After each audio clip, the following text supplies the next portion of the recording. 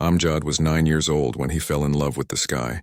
Not the daytime sky with its harsh sun and dusty clouds, but the nighttime sky that stretched above his neighborhood like a dark blanket covered in tiny diamonds. He lived on the edge of Lahore, where the buildings weren't so tall and the streetlights weren't so bright, so the stars actually had a chance to show themselves. His house was small, really small. 2 rooms for 6 people. His parents slept in one room with his baby brother. Amjad shared the other room with his 2 sisters and his older cousin, who'd come from the village to find work. But the house had something special. It had a flat roof, the kind you could climb up to using a metal ladder attached to the side wall. That roof became Amjad's favorite place in the whole world. Every night after dinner, when his mother finished washing the dishes and his father came home tired from driving his rickshaw all day, Amjad would grab his little sister Aisha's hand and say, "Come on, let's go see them." She was only 6, but she never said no. She'd follow him up that ladder, carefully placing her small feet on each rung, and they'd sit together on an old cotton mattress they'd dragged up there months ago. The mattress smelled like sunshine and dust. It had faded flowers printed on it that you could barely see anymore. But when you lay down on it and looked up, none of that mattered. The whole universe opened up above you. Amjad would point. "See that one? That's the North Star. It never moves." That's how travelers used to find their way home before phones and maps. Aisha would nod seriously, her eyes wide. "And those 3 in a row? That's Orion's belt. There's a giant hunter in the sky, and that's his belt holding up his sword." He knew so much about the stars. He'd memorized everything from a book he'd found in his school library last year. It was an old astronomy book with a torn cover and pages that were yellow at the edges. Someone had drawn mustaches on some of the planets, which made Amjad angry at first. But the information inside was like treasure. He'd taken that book home, even though you weren't supposed to, and read it under a flashlight at night when everyone else was sleeping. Well, he tried to read it. That's where the problem started. See, Amjad had a secret that sat in his chest like a heavy rock, getting heavier every single day. He couldn't really read. Not properly. Not the way other kids in his class could. When he looked at words on a page, they did strange things. The letters would flip around. A B would turn into a D. Words would jumble up. Planet would look like plant or sometimes palnet. His eyes would jump from one line to another, losing his place. It was like trying to catch fish with your bare hands.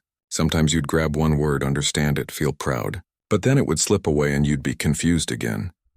So with that astronomy book, he'd mostly looked at the pictures. Beautiful pictures of galaxies and nebulas and the rings of Saturn, and he'd listened carefully whenever his teacher talked about space. He had a good memory for things he heard. If someone said something once, he could remember it. So he'd collected facts about stars and planets like other kids collected cricket cards. His sister Aisha thought he was the smartest person alive. "How do you know all this?" she'd ask him. And he'd just shrug and smile, never telling her the truth. That he couldn't read the homework she brought home. That when she asked him to help her with her Urdu textbook, he'd make excuses. "I'm tired today," or "Ask Ami," or "You should try to figure it out yourself first." School was getting harder. 3rd grade had been okay. He could still manage. But now in 4th grade, there was so much more reading. The teachers would say, "Open your books to page 47 and read the next paragraph." Amjad's stomach would drop. He'd wait for someone else to read first, then pretend his throat hurt or that he'd lost his place. The other kids were starting to notice. Not the mean noticing where they'd laugh at you, at least not yet, but the confused noticing. Why does Amjad always ask so many questions instead of just reading the chapter? He heard Hira whisper that to Fahad once. It made his face hot with shame. At home, things were harder too. His father would come home exhausted, his clothes smelling like petrol and sweat, and he'd still ask, "How was school? Are you studying hard?" Amjad would nod enthusiastically. "Yes, Abu, I'm working very hard." And it was true. He was working twice as hard as everyone else. He just wasn't getting anywhere. His mother was so proud of him. She'd tell the neighbors, "My Amjad is so smart. He's going to be an engineer or a doctor. He's going to take care of us when we're old."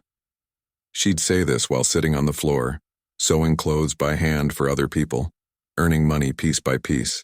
Sometimes the electricity would go out and she'd keep sewing by candlelight, her eyes squinting, her fingers moving steadily. How could he tell her? How could he say, "Ami, I can't read"? The letters won't stay still. "I'm not smart. I'm failing, so he didn't say anything. He kept the secret locked inside and spent his nights on the roof instead, where nobody expected him to read anything, where the stars were just there, beautiful and bright, not demanding anything from him except his wonder. Aisha would fall asleep sometimes, right there on the mattress, and Amjad would cover her with his old sweater and keep watching the sky. He'd made up his own stories about the stars better than the ones in books. He'd tell Aisha about the star families and the planet children and the moon that watched over everyone. The stars don't need words, he'd whisper to himself. They just are. But deep down he knew that wasn't enough. Because here on Earth everything needed words. Your homework needed words. Your tests needed words. Your future needed words. And Amjad was starting to feel like his future was slipping away, one unreadable word at a time. Still, he came back to the roof every night. Still, he pointed at the sky and taught his sister everything he knew. Because up there, in that vast darkness filled with ancient light, he felt like maybe he wasn't so different after all. Maybe everyone struggled with something. Maybe everyone had letters that flipped around in their own way. The stars didn't judge him. They just shined. The announcement came on a Tuesday morning. Miss Nadia walked into the classroom with a big smile on her face, the kind of smile that meant something exciting was about to happen. She was Amjad's science teacher, and she was different from the others. She actually seemed to love what she taught. When she talked about photosynthesis or the water cycle, her eyes would light up like she was sharing the most amazing secret in the world. "Listen up, everyone," she said, clapping her hands together. "Our school is having its first ever astronomy competition." Amjad's head snapped up from his desk. Astronomy. His astronomy. His heart started beating faster. "You'll each research a celestial object, a planet, a star, a galaxy, anything you want. Then you'll write a 3-page report and present it to the whole school in the assembly hall." Miss Nadia paused for effect. "And the winner gets a telescope. A real telescope that you can use to see the craters on the moon and the rings of Saturn." The classroom exploded with excited whispers. A telescope. Amjad had only seen pictures of telescopes in books and magazines. He'd once pressed his face against the window of an electronics shop in the main market, staring at a small telescope on display. The shopkeeper had yelled at him to move along. For exactly 3 seconds, Amjad felt pure joy. This was his chance. This was what he was meant to do. He knew more about space than anyone in his class. He could talk about Mars or Venus or the Andromeda Galaxy for hours. He could explain why stars twinkled and planets didn't. He could describe the life cycle of a star from birth to death. Then reality crashed down on him like a bucket of cold water. 3-page report. Written report. Words on paper. His hands suddenly felt cold. His stomach twisted into a knot. Around him, everyone was already planning. Hira turned to her friend and said, "I'm doing black holes. They're so mysterious and cool." Fahad announced loudly that he was claiming Saturn because nobody else better take it. 2 girls in the back were arguing over who got to research the sun. Miss Nadia was writing on the blackboard. "Reports due in 3 weeks. Must be at least 3 pages typed or handwritten neatly. Include diagrams if you want. Be creative, they're 3 pages. The words seemed to mock him from the board. He couldn't even write 3 sentences without making mistakes. How was he supposed to write 3 whole pages? "Amjad," Miss Nadia called out, making him jump. "You're quiet. What are you thinking of researching?" Everyone turned to look at him. 28 pairs of eyes. He felt his face getting hot. I don't know yet, miss." She looked surprised. "Really? I thought you'd be the first one to choose. You know so much about space." Some kids nodded. It was true. Everyone knew Amjad was the space kid. He'd once spent an entire lunch break explaining to a group of 3rd graders why Pluto wasn't considered a planet anymore. They'd listened to him like he was a TV scientist. I'll think about it," he mumbled, looking down at his desk. That night he sat on the roof with a notebook and pencil. The notebook was new. His mother had bought it for him last week from the cheap stationery shop. It had a picture of a cricket player on the front. She'd been so happy giving it to him. "For your studies," she'd said. Now it lay open in front of him, blank and white and terrifying. He'd decided to write about Mars. Mars was his favorite. The red planet. The planet that might have had life once. The planet that humans wanted to visit. He knew everything about Mars. He could see it clearly in his mind. Rusty red soil, huge valleys, extinct volcanoes as tall as 3 Mount Everests stacked together. He put the pencil to paper. His hand was already shaking. Mars is a planet. He wrote slowly, carefully. Good start, simple. It is red because... He stopped. Was that how you spelled because? Or was it bequous? Or because? The word looked wrong no matter how he wrote it. He erased it. Tried again. Still wrong. It is red because of iron in the soil. He looked at soil. That didn't look right either. Soil, soil, soil? 15 minutes passed. He had 2 sentences. 2 sentences that probably had 5 mistakes in them. This was impossible. He crumpled the paper and threw it off the roof, watching it float down into the darkness of the alley below. Then he put his head in his hands and tried not to cry. He was 9 years old, almost 10. Big boys didn't cry over homework, but this wasn't just homework. This was his dream. This was the one thing he was good at, and he couldn't even do it. The next day at school was worse. Everyone was talking about their projects. Hira brought in 3 library books about black holes in space-time. Fahad had printed out colored pictures of Saturn from his uncle's computer shop. A girl named Zara had already written her first page about the moon and was showing it to Miss Nadia. Amjad. Miss Nadia stopped him in the hallway during break. Have you decided on your topic yet? Not yet, miss. She frowned slightly. Time is passing. You should start soon. Yes, miss. Is everything okay? Yes, miss. Everything is fine. The lie came easily now. He'd been practicing it for months. At lunch, he sat in his usual spot under the neem tree in the corner of the playground. He wasn't eating. He'd given his roti to a stray cat that hung around the school. His stomach was too twisted to eat anyway. That's when he heard them. 2 boys from his class, Rizwan and Imran, walking past. They didn't see him behind the tree trunk. I bet Amjad won't even enter the competition, Rizwan said. Why not? He talks about space all the time. Yeah, but he can't write. Haven't you noticed? Whenever we have to write something, he takes forever and his handwriting is terrible. My little sister writes better than him. They both laughed. Not mean laughter exactly, but not kind either. Just factual. Like they were stating an obvious truth. Amjad, the star boy who can't even write his own name properly, Imran added. Amjad pressed himself against the tree, making himself smaller. He waited until they were gone before he let himself breathe again. That afternoon, he went straight home instead of staying for the optional study period. His mother was surprised to see him early. Are you sick? She asked, touching his forehead. No, Ami, just tired. She looked worried. You're working too hard, rest, if only she knew. He wasn't working hard enough. He was failing at the one thing that mattered. That evening, Aisha came looking for him. Pi, aren't we going to the roof? You promised to show me the Great Bear tonight. Not tonight, he said, not looking at her. But you promised. I said not tonight. His voice came out sharper than he meant it to. Aisha's face crumpled. She ran to their mother crying. His mother gave him a look, a disappointed look that hurt more than any punishment. What's wrong with you? She's just a little girl. Sorry, he muttered. That night he heard Aisha crying softly on her mat. She'd gone up to the roof alone, come back down, and now she was crying. Because of him. Because he was too much of a coward to face the stars that reminded him of everything he couldn't have. A week passed. Then another. Everyone else's projects were taking shape. The classroom buzzed with excitement. Miss Nadia had set up a progress board where students could share what they'd learned. It was filling up with facts and drawings and enthusiasm. Amjad's name wasn't on it. His notebook was still blank except for those 2 terrible sentences he'd written and erased 100 times. He stopped going to the roof completely. Aisha stopped asking. She looked at him with confused, sad eyes, but she didn't understand. How could she? She was 6 and already reading better than him. His father noticed something was wrong. You're quiet these days, he said one evening, counting the day's earnings from his rickshaw. School problems?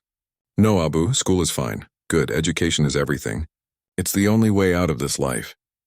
He gestured around their small room. I don't want you driving a rickshaw like me. I want you in an office wearing clean clothes, using your brain instead of your back.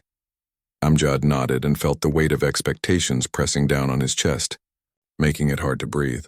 The stars continued to shine every night. He could see them through the small window from his sleeping mat. They looked different now, Not magical anymore. Just distant and unreachable. A reminder of everything he wanted and couldn't have. All because of stupid words that wouldn't stay still on a page. Miss Nadia lived 3 houses down from Amjad's family.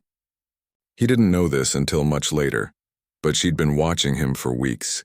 Not in a creepy way, but in the way that good teachers watch their students. She'd noticed things. She'd noticed how Amjad always volunteered to explain things out loud but never volunteered to read. She'd noticed how he took twice as long as everyone else to copy notes from the blackboard. She'd noticed how his eyes would track back and forth across a page, his finger moving along the lines like he was physically trying to hold the words in place. And she'd noticed something else. From her own rooftop, she could see Amjad's rooftop. For months, she'd watched him up there almost every night with his little sister, pointing at the sky, clearly teaching her. Then suddenly, about 2 weeks ago, he'd stopped coming. The rooftop stayed empty. On Thursday afternoon, Miss Nadia asked Amjad to stay after class. His heart dropped into his stomach. This was it. She was going to ask him why he hadn't entered the competition. She was going to ask him to read something. She was going to discover the truth. The other students filed out, giving him sympathetic looks. Staying after class was never good. It meant you were in trouble. The classroom emptied. The sounds of kids playing in the courtyard drifted through the windows. Miss Nadia didn't sit at her desk. Instead, she pulled out a student chair and sat down next to him. Not across from him like a teacher about to scold. Next to him like they were on the same side. Amjad, she said gently, I've been meaning to talk to you. Here it comes, he thought. His hands were sweating. He wiped them on his uniform pants. I've noticed you haven't entered the astronomy competition. I'm curious why not, he stared at his desk. Someone had carved "Ali was here" into the wood. He traced it with his finger. I don't want to, miss. That's interesting because I think you want to very much. In fact, I think you want to more than anyone else in the class. His throat felt tight. Don't cry, he told himself. Don't you dare cry in front of a teacher. Talk to me, she said. Her voice was so kind it almost broke him. What's really going on? Maybe it was because he was tired. Tired of carrying the secret. Tired of pretending. Tired of feeling stupid. Or maybe it was because she sat next to him instead of across from him. Or maybe it was because she'd asked what's going on instead of what's wrong with you. Whatever the reason, the truth started spilling out. Quiet at first, barely a whisper. I can't write it, miss. Can't write what? The report. I can't. The words don't. He took a shaky breath. The letters move around. I try to read them, but they flip. B becomes D. Words jumble up. I can't spell things right. It takes me so long and I still make mistakes.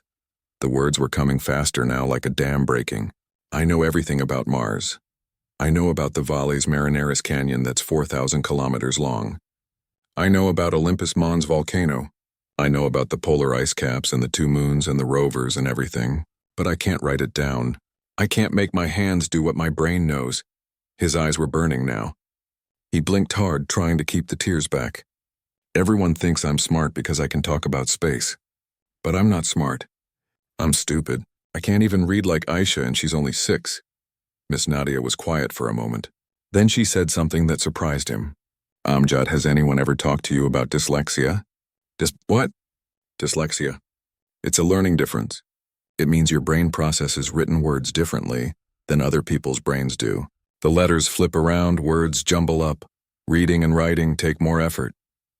She paused. Does that sound familiar? He nodded slowly, afraid to hope. But that means there's something wrong with my brain? No, she said firmly. There's nothing wrong with your brain. Your brain just works differently. And you know what? Some of the smartest people in history had dyslexia. Scientists, inventors, artists. Albert Einstein probably had it. They think Leonardo da Vinci had it too. Really? His voice was small, really. You know how you can remember everything you hear about space? How you can explain complicated things so clearly that even I learn from you? That's your brain being brilliant. The reading and writing part is hard, yes, but that doesn't make you stupid. Not even close. Something was loosening in his chest. A tight knot he'd been carrying for so long he'd forgotten it was there. But I still can't write the report. Miss Nadia smiled. What if I told you there's another way? What do you mean? What if you didn't write it? What if you told me everything you know about Mars and I help you put it into words? We can work together. You talk, I type it on my computer. Then we print it in a special font that's easier for people with dyslexia to read. And you practice presenting it out loud. Your knowledge is what matters, Amjad, not whether you can spell because correctly. He stared at her.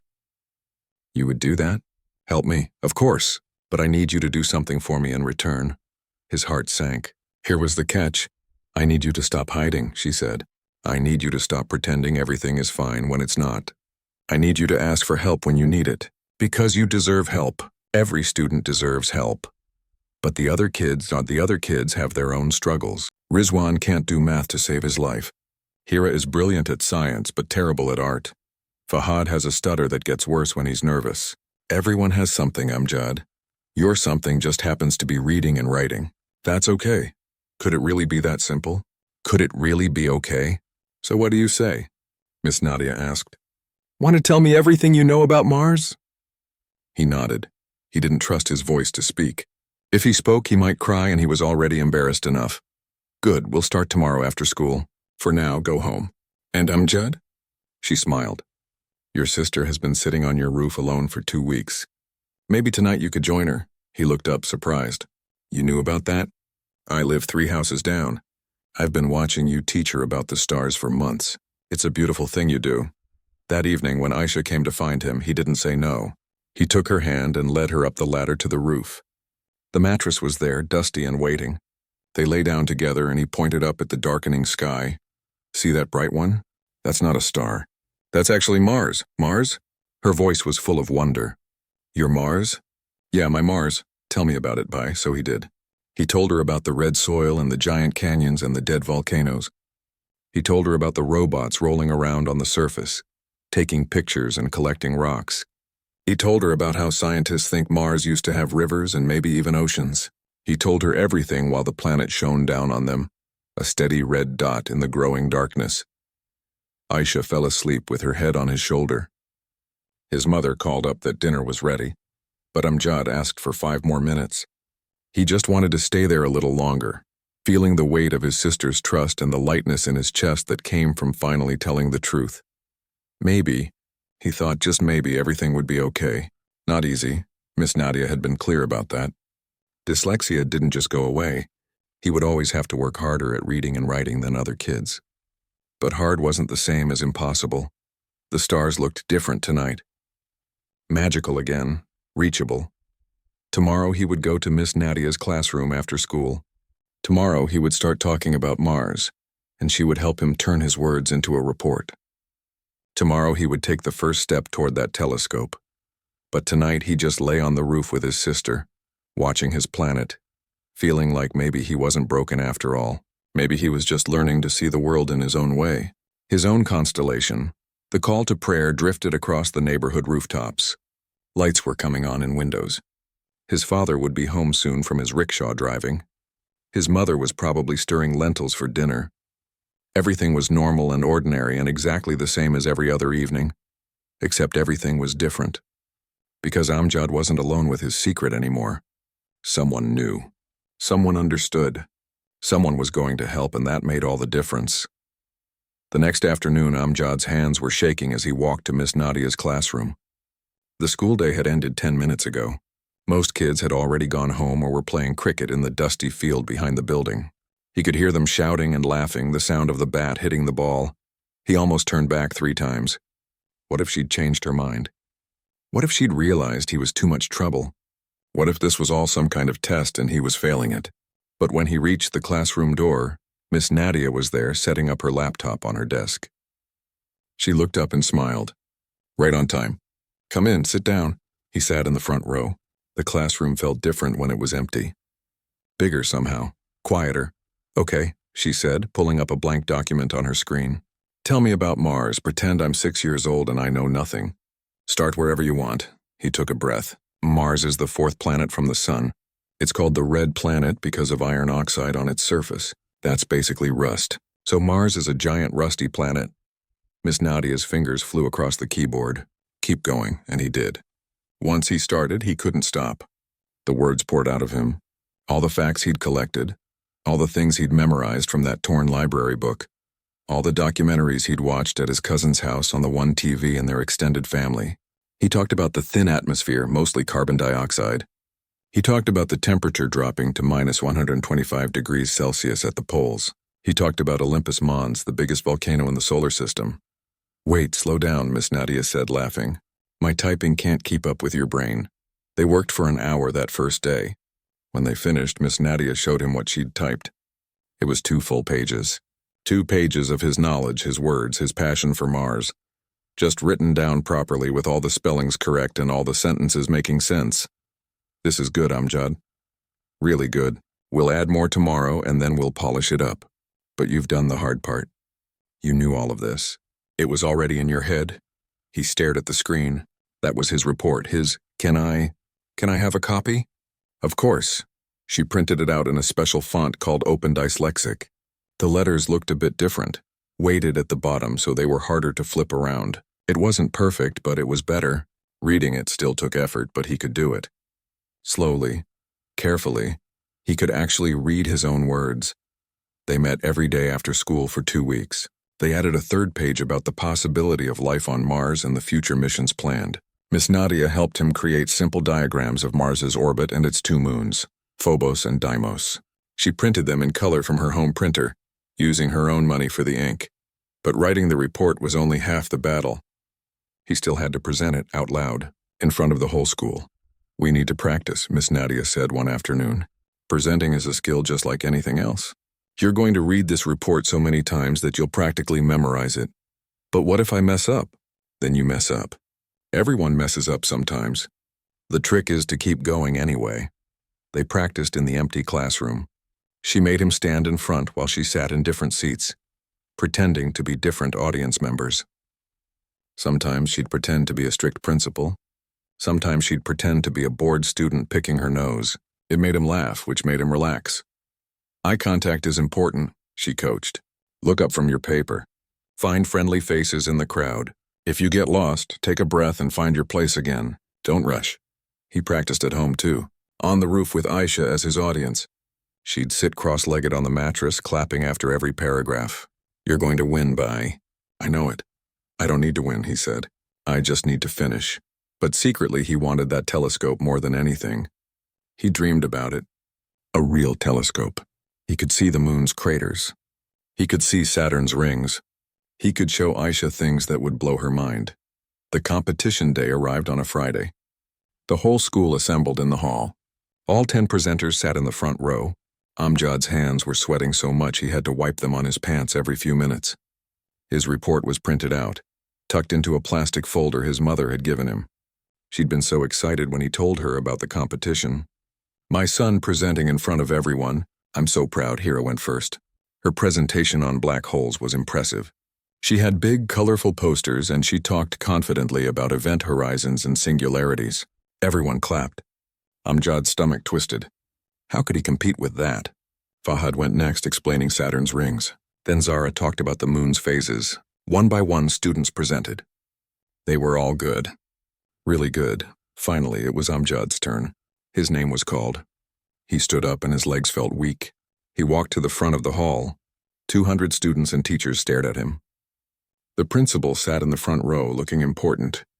His mother had come too, standing at the back of the hall. She'd closed her sewing shop early just to watch him. He unfolded his report with shaking hands. The letters seemed to swim on the page even though they were in the special font. His mouth was dry. He opened it to speak and nothing came out. Then he saw Aisha. She was sitting in the very front row with her class and she was smiling at him. Not just smiling, beaming. Looking at him like he was a superhero. He found his voice. Mars is the 4th planet from the sun, he began. His voice cracked a little. He cleared his throat and started again. Mars is the 4th planet from the sun. It's called the red planet because of iron oxide on its surface. That's basically rust. So Mars is a giant rusty planet. He stumbled over approximately when he got to the part about Mars being approximately 227 million kilometers from the sun. The word looked wrong. He stopped, took a breath like Miss Nadia had taught him and sounded it out. Approximately. He looked up from his paper and saw Miss Nadia in the 3rd row. She nodded encouragingly. Something shifted in him. He stopped reading word for word and started talking. He still glanced at the paper to keep him on track, but he wasn't a prisoner to it anymore. He was explaining Mars the way he explained it to Aisha on the roof. With passion. With wonder. Mars has the biggest volcano in the entire solar system, he said, his voice getting stronger. It's called Olympus Mons. It's 3 times taller than Mount Everest. Can you imagine that? A mountain so tall that if you stood on top of it, you'd be above most of Mars's atmosphere. Some kids leaned forward, interested. He saw it and it fueled him. He talked about the canyons that made the Grand Canyon look tiny. He talked about the dust storms that could cover the entire planet. He talked about the rovers, those brave little robots still rolling around up there all alone, taking pictures and studying rocks. When he got to the part about water on Mars, about the possibility that life might have existed there once, his voice filled with the excitement he really felt. Scientists found evidence of ancient riverbeds. They found minerals that only form in water. Mars might have had oceans billions of years ago. And if there was water, maybe there was life. Maybe Mars had its own story before it became the dry, cold planet we see today. He finished his presentation and looked up. For a moment there was silence. His heart sank. Had it been terrible? Had everyone been bored? Then the applause started. Loud applause. Aisha was clapping so hard her hands must have hurt. His mother had tears in her eyes. Miss Nadia was standing up, still clapping. Even some of the kids who'd made fun of him before were clapping. He'd done it. He'd actually done it. The judging took forever.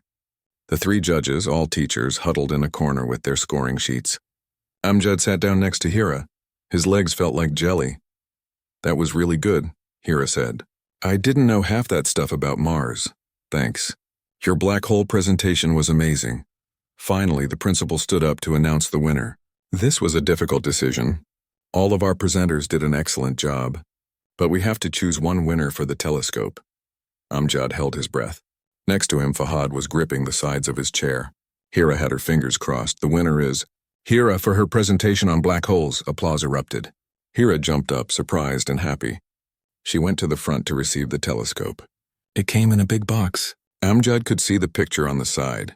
A beautiful white telescope with a tripod. He felt disappointment settle in his stomach like a stone. Of course he didn't win. Hira's presentation had been better. More polished. More professional. But then the principal spoke again. However, I want to say something special about Amjad's presentation. Everyone quieted down. What impressed me most wasn't just the information, though that was excellent. What impressed me was the passion. Amjad didn't just tell us about Mars, he made us care about Mars, he made us see it as a real place with a real story. That's the true spirit of science. Not just knowing facts, but caring about what those facts mean. The principal looked directly at him. Amjad, I hope you keep studying astronomy. We need scientists who love their subjects the way you love the stars. The applause came again. Warmer this time. Amjad felt tears prickling his eyes, but he blinked them away. After the assembly, Miss Nadia found him. You did beautifully. But I didn't win. You did something better. You finished. 3 weeks ago, you thought this was impossible. Today, you stood in front of 200 people and taught them about Mars. That's a victory, Amjad. His mother hugged him in the corridor, not caring that other kids were watching. My clever boy, I'm so proud of you. That night on the roof, Aisha snuggled close to him. I still think you should have won. Hira earned it. Her presentation was really good, but yours made me want to go to Mars someday. Hers just made my brain hurt. He laughed and ruffled her hair. They lay back on the mattress together. Mars was visible again, that steady red dot among the white stars. You know what? He said. I don't need a telescope to see Mars, it's right there. And now everyone at school knows about it because I told them. Aisha yawned. Tell me more stories about Mars, Bai. So he did. And this time the words came easy. 3 months had passed since the astronomy competition. Winter had arrived in Lahore, bringing cold nights and clear skies. The kind of cold that made you want to huddle under blankets, but the kind of clear that made the stars shine brighter than ever. Everything had changed for Amjad, yet everything was also the same. His house was still small and crowded. His father still drove a rickshaw 14 hours a day. His mother still sewed clothes by candlelight when the electricity went out. But inside Amjad, something fundamental had shifted. After the competition, Miss Nadia had done something that changed his life. She'd talked to his parents about dyslexia, explaining it properly. His mother had cried at first, thinking she'd failed him somehow, that she should have noticed earlier. His father had been quiet, processing the information in his careful way. So he's not lazy? His father had asked. He's not careless? No, Miss Nadia had said firmly. He's working twice as hard as everyone else just to keep up. He's one of the hardest working students I know. His parents had looked at him differently after that, not with pity, which he'd been afraid of, but with understanding. His mother stopped scolding him for taking so long with his homework. His father started asking, "Do you need help?" Instead of, "Why isn't this done yet?" Miss Nadia had enrolled him in a special program at school. Once a week he met with Mrs. Khan, a learning support teacher who worked with several students who had different learning needs. She taught him strategies, how to break big words into smaller chunks, how to use a ruler to follow lines so his eyes didn't jump around, how to use colored overlays that made the text easier to read. It wasn't magic. Reading was still hard. Writing was still a struggle. But now he had tools. Now he had techniques. Now he knew he wasn't stupid. The best part? He'd made a friend. During one of Mrs. Khan's sessions, he'd met Bilal from the other fourth grade class. Bilal had ADHD, which meant his brain worked fast and got distracted easily. They'd bonded over being the kids who needed extra help. "At least your brain lets you sit still," Bilal had joked. "Mine makes me want to run around the classroom."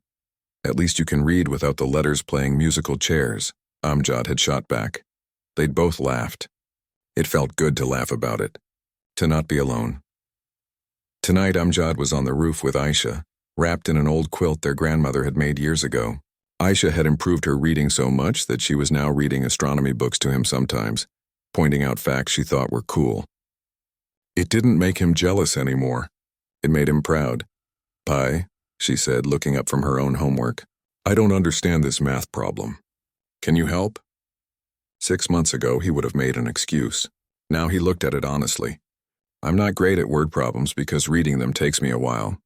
But let's work through it together." They solved it together, slowly, both of them thinking out loud. When they got the answer, Aisha hugged him. "You're the best teacher, Pi." Something warm spread through his chest. Maybe he couldn't read fast. Maybe he'd never spell perfectly. But he could teach. He could explain. He could make complicated things simple. "Hey," a voice called from below. It was Bilal standing in the alley. "Can I come up?" "Of course." Bilal climbed the ladder carrying something wrapped in cloth. When he reached the top, he carefully unwrapped it. It was a telescope. Not a fancy one, but a small telescope, the kind you could buy from an electronics shop. "My uncle is closing his shop and moving to Karachi," Bilal explained. "This was in the display window for years. When I told him about you and your Mars presentation, he said I should give it to you. It's old and kind of scratched, but it works." Amjad stared at the telescope. It was small and slightly battered, probably worth a fraction of the fancy one Hira had won. But to him it was everything. "Are you serious? For me?" "For you. You're the only person I know who'll actually use it." Amjad took the telescope with trembling hands. It was heavier than he expected. Real. Solid. His. "I don't know what to say." "Say thank you and show me Mars." Bilal grinned. They set up the telescope, Amjad's hands shaking with excitement. It took him a while to figure out how to focus it properly, how to point it at the right part of the sky. Aisha bounced around impatiently. Bilal offered suggestions that were mostly wrong but enthusiastic. Finally, Amjad got Mars in the viewfinder. It was just a small orange disk, not showing much detail with such a basic telescope. But it was Mars. His Mars. Not just a dot in the sky anymore, but a world. "Let me see." "Let me see," Aisha begged. He let her look, guiding her to the eyepiece. He heard her gasp. "It's so beautiful, Bai." They took turns looking. Mars, Saturn with its rings barely visible, the moon with its craters sharp and clear. Even his mother came up to look, leaving her sewing for a few minutes. She peered through the telescope and laughed with delight. "Look at that. The moon has spots." "Craters, Ami, from asteroids hitting it millions of years ago." "My clever son," she said, kissing the top of his head before going back down to her work. His father came home late that night, tired as always. But when Amjad showed him the telescope, something softened in his weathered face. "Show me," he said simply. Amjad showed him Saturn. His father, who'd driven a rickshaw through rain and heat and chaos for 20 years, who'd never had time to think about stars or planets or anything beyond the next fair, stood on that roof and looked at Saturn's rings. Subhanallah, his father whispered. Glory be to God. This is in the sky above us every night? Every night, Abu. His father put a hand on his shoulder. A rough hand, calloused from gripping the rickshaw handles, but gentle. You're going to do something important one day. I know it. Amjad wanted to say he wasn't sure, that he still struggled with reading, that he was still behind the other kids, but something stopped him. Maybe he would do something important. Maybe not, but he was doing something important right now. He was learning. He was trying. He was not giving up. The weeks turned into months. School became a bit easier, though never easy. Amjad learned to ask for help when he needed it. He learned that there was no shame in taking longer than other kids. He learned that intelligence came in different forms. Hira, who'd won the competition, started sitting with him at lunch sometimes. She'd show him her telescope observations and he'd explain things she'd seen but didn't understand. They became friends, two space enthusiasts sharing their passion. One afternoon, Miss Nadia called him to her classroom. I have something to show you, she said, pulling up an email on her laptop. It was from a university professor who ran an astronomy club. Miss Nadia had sent him Amjad's Mars report and the professor was impressed. He was inviting Amjad to visit the university observatory. Really? Me? Yes, you. He wants to meet the 9-year-old who wrote such a passionate report about Mars. The trip is in 2 weeks. I've already talked to your parents. They said yes. Amjad could hardly believe it. A real observatory. With huge telescopes. Professional astronomers. The day of the visit arrived. Miss Nadia drove him and 3 other students to the university. The observatory was on top of a tall building, a white dome against the blue sky. Inside, it smelled like old books and metal. The main telescope was enormous, nothing like his little rooftop telescope. Professor Ahmed was kind, with gray hair and glasses that kept sliding down his nose. He showed them how the big telescope worked, let them look at the sun through special filters, explained how astronomers studied distant galaxies. You know, he said to Amjad, when Miss Nadia sent me your report, what impressed me wasn't perfect spelling or fancy formatting. It was clear that you love this subject, and love is what makes a good scientist. You can learn techniques and facts, but passion, that's something you either have or you don't. You have it. But I'm not good at reading, Amjad admitted. I have dyslexia. Professor Ahmed smiled. So did Einstein, probably. So do I, actually. Diagnosed when I was 30. Explained a lot. He leaned in conspiratorially. You know what helps me? I listen to audiobooks. I use text-to-speech software. I dictate my papers instead of typing them. There are ways around the reading problem. What matters is up here. He tapped his head. And here. He tapped his chest right over his heart. That conversation stayed with Amjad. He wasn't broken. He wasn't limited. He just needed to find his own path. Months passed. A year. Amjad moved up to 5th grade. Reading got a tiny bit easier, though it would never be effortless. But he was okay with that now. He'd learned to be patient with himself. He still went to the roof every night with Aisha. She was 7 now, reading better than him, but never making him feel bad about it. They'd added Bilal to their rooftop astronomy club. Sometimes Hira would come too, bringing her fancy telescope. One night, the 4 of them were up there looking at Jupiter and its moons. Amjad's little brother, now 2 years old, had climbed up the ladder and was toddling around, babbling nonsense. His mother called up, "Keep an eye on him." "We will, Ami." They lay on the mattress, the 4 of them and the toddler looking at the sky. Somewhere in the city, a rickshaw driver was picking up a late-night fare. Somewhere a mother was sewing by candlelight. Somewhere a teacher was grading papers. Life continued its ordinary rhythm. But up here on this roof, looking at light that had traveled for years to reach their eyes, Amjad felt extraordinary. Not because he'd overcome his dyslexia. He hadn't, not really. He'd just learned to live with it, to work around it, to not let it define him. "What are you thinking about, Pai?"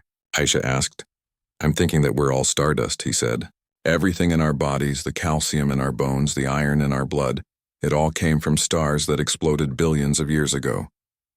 We're literally made of stars." "That's so cool," Bilal breathed. "It means we're connected to everything," Hira added. "To the universe itself." They lay there in comfortable silence.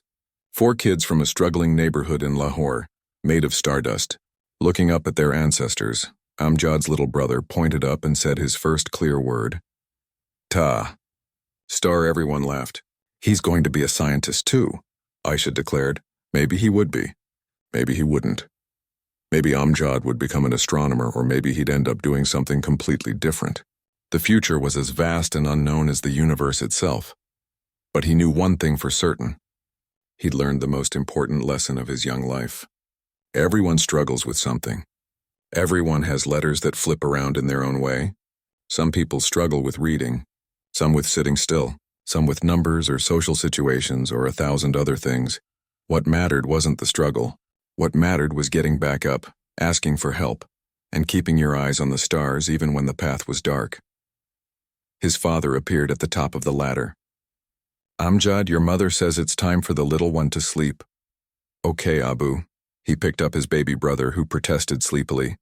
You kids see anything interesting tonight? Jupiter and its moons, Amjad said. Want to look before we go down? His father, who now looked through the telescope at least once a week, smiled. Just for a minute. They stood together, father and son, looking at a planet 778 million kilometers away. A rickshaw driver and a boy who wanted to read the stars. Two people who'd never had much, sharing something priceless. As they climbed down the ladder, Amjad looked back one more time. The stars were still there, constant and patient, waiting. They'd wait forever if they had to. That was the thing about stars.